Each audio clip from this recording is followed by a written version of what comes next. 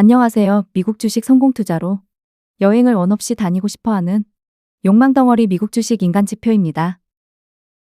제가 생각한 것보다 상승이 더 나와주었기 때문에 열심히 분할 매도 중입니다.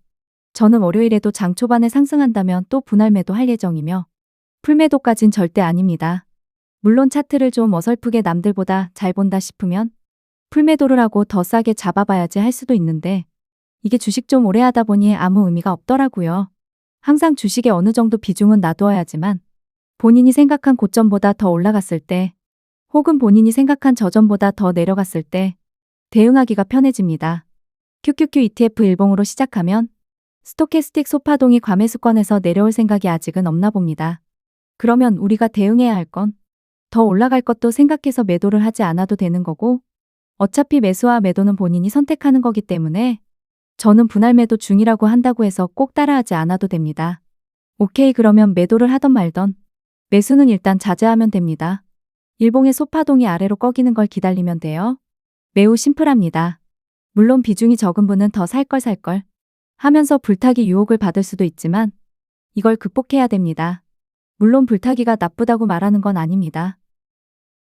여기서 정말 하루만 조금 눌리고 투더문하는 경우도 존재하겠죠. 그래도 아쉬워할 필요가 없어요. 상승 추세로 돌리고 난 뒤에 눌림 매수 받으면 더욱 대응하기가 편하기 때문이죠. 다음 주 중에 소파동이 아래로 내려오면서 눌렸다고 가정을 해봅시다. 그러면 단기 고점이 나왔을 거고 단기 저점 찍고 반등이 나올 때부터가 중요하겠죠. 일명 오더블록 박스권이 형성됩니다. 본래는 박스권 고점을 뚫을 때 돌파 추매하는 게 가장 안전합니다. 단기 저점 찍고 아래로 내려가는 경우도 존재하기 때문이죠. 여기서부터는 대응의 영역이지. 갑자기 경제지표 발표나 파월이 나와서 뭐라 한다고 해서 미리 쫄 필요도 없습니다. 감정 없이 박스권 이탈하면 일단 비중 축소하고 관망하는 게 최고다. 아래 꼬리 달고 올려버리면 다시 줍줍하면 되니깐. 그런데 박스권 이탈이 완전히 가속화되면 비중 축소 못한 사람은 힘들어질 수도 있다. 그렇기 때문에 일봉의 소파동이 아래로 눌리기 전에 굳이 평단가를 높여가면서 비중을 늘릴 필요는 없다고 봅니다. 나스닥 기준으로는 보통 월요일에 갑자기 위로 쏘지 않는 한 고점 대비 2에서 3% 정도 하락을 합니다. 그러면 캔들은 10에서 20일 이평선 부근에서 일단 지지가 나오고 일명 데드캡 반등이 나오죠. 여기까지는 사실 매우 쉽습니다. 자고 일어났더니 고점 대비 2에서 3% 하락해 있군?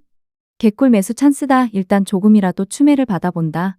그러면 단기 고점이 나왔다는 거고 거길 뚫고 올라가기 전까지는 일단 기다려본다. 일봉으로 보면 사실 종가까지 알 수 없기 때문에 시간봉을 더 쪼개서 보는 이유입니다. 제가 자주 보는 정규장 2시간 차트의 대파동 빨간색 파동이 일봉의 소파동을 의미하고 어느 정도 먼저 선행을 하죠. 빨간색 대파동이 아래로 밀린다는 건 캔들이 22평선 아래로 내려온다는 소리가 됩니다.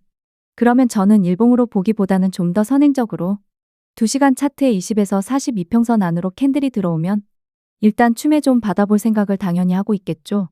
물론 거기다 중파동 소파동까지 바닥까지 밀려준다면 더욱 편하게 추매할 수 있을 것이고 추후에 반등 후 저점 이탈을 할지 말지는 그때 가서 대응하면 되니깐. 또 다른 일봉 패턴을 봐도 사실 크게 다르지 않습니다. 일봉의 소파동이 얼마나 올라갔다 내려오는 게 포인트인데 이걸 또 정확하게 과매수권에서 며칠 만에 내려올지 미리 예상하는 것도 의미가 없고 그냥 소파동이 과매수권인데 아직 대파동을 돌리지 못했으니깐 결국 소파동은 한 차례 아래로 밀리겠구나. 거기서 추매를 받고 추매를 받았던 단기 고점 라인을 뚫고 올라간다면 거기서 또 돌파 추매도 받고 좌측 보면 첫 번째 저점을 한번 이탈하면서 아마도 스탑로스건 물량을 털어먹기 위한 세력들의 악랄한 무빙이 있었습니다. 이건 사실 예측이 불가능합니다. 그래서 풀매도하고 신규로 매수를 받으면 평단가 싸움에서 심리적으로 밀릴 수밖에 없기 때문에 비중을 조금 들어갈 수밖에 없거나 야수의 심장으로 이런 아래 꼬리 다는 것도 버틸 자신이 있다면 알아서 하시면 됩니다. 2시간 차트에서 일목균형표 구름대가 전환되는 지점이 대략적으로 12월 9일 10일쯤인 걸로 보입니다. FOMC가 한국 시간으로 11일 목요일 새벽에 열리기 때문에 그 전에 바닥을 만들고 11일쯤에서 산타랠리까지 와주는 게 제가 생각하는 뷰입니다. 물론 그때 가서 어떻게 흘러갈지는 사실 알 수가 없습니다. 예상만 그리하고 있을 뿐입니다. 그러면은 12월 초에 한번 눌리고 FOMC 전에 한 번 더 눌릴 가능성이 있겠죠. 그러면 첫 번째 저점을 살짝이라도 페이크로 이탈할 가능성도 있다. 다만 FOMC 전에 두 번째 눌림을 줄 때 첫 번째 저점 이탈을 너무 세게 해버리면 다소 위험해진다. 좌측 패턴은 FOMC쯤에 눌림이 나와야 하는 케이스이기 때문에 8일 연속 지금부터 계속 올라가는 건 현실적으로 힘들어 보이는 패턴입니다. 다만 중요한 사실은 언젠가 일봉의 소파동은 아래로 눌릴 것이다. 이걸 본인이 기다릴 수 있냐 없냐가 중요합니다. 계속 오르면 불타기를 하고 싶게 만드니깐요. 아직 단기 고점이 나왔다고 할 수 없다. 단기 고점이 나오고 난 후에 아래로 눌린다면 추매를 하는 건 나쁘지 않다. 그리고 단기 고점 박스권을 돌파할 때 추매하는 것도 좋은 선택이다. 물론 이런 추매가 정말 순차적으로 이루어지려면 기존에 있는 평단가 좋은 물량을 풀매도하고 신규로 들어가면 평단가 적으로 좋을 확률이 적기 때문에 순간적인 하락의 계좌가 마이너스 될까봐 무서워서 비중을 크게 들어가기가 힘들다. 그러니 기존 물량을 풀매도하고 신규로 들어가서 또 먹어야지 하기보다는 어느 정도 기존 물량을 홀딩한 채로 아래로 눌리길 기다리면 된다. 너무 조급할 필요 없습니다. 아직 정고점 도달도 못했기 때문에 상승 추세로 전환을 완벽하게 했을 때 먹는 수익이 더 안전하니깐요. 구독과 좋아요, 알람 설정은 무료입니다.